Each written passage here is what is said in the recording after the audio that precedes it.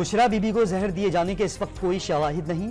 معدے میں جلن ہے لیکن فوڈ پوائزننگ کے اثرات نہیں ملے. بانی پی ٹی آئی اور بشرا بی بی کے ذاتی معالج ڈاکٹر عاصم کا موقف سامنے آ گیا. بشرا بی بی کے تفصیلی ٹیسٹ ہونے چاہیے تاکہ طبیعت خرابی کی اصل وجہ سامنے آ سکے. ڈاکٹر عاصم کا مشورہ. بشرا بی بی کے کھانے میں زہر یا ٹوائلٹ کلینر کے قطرے ملانے کے شواہد نہیں ملے. طبی معائنے سے دونوں میاں بیوی جھوٹے ثابت ہو گئے. وزیر اطلاعات پنجاب کا بیان. وزیر اعظم کا ججز کو موصول دھمکی آمیز خطوط کی بھرپور تحقیقات کرانے کا اعلان. اس معاملے پر سیاست نہیں ہونی چاہیے. کابینہ اجلاس سے خطاب.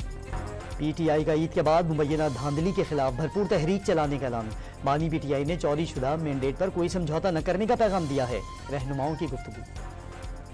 حافظ نعیم الرحمان اگلے 5 سال کے لیے جماعت اسلامی پاکستان کے امیر منتخب.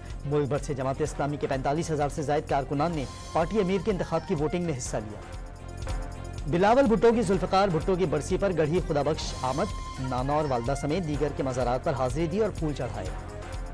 اور مرتضی وہاب کی TP1 ماڑی پور آمد. بحالی کے کام کا جائزہ لیا. شہر کے مسائل کے حل کے لیے کوششیں جاری ہیں. میئر کراچی کی گفتگو.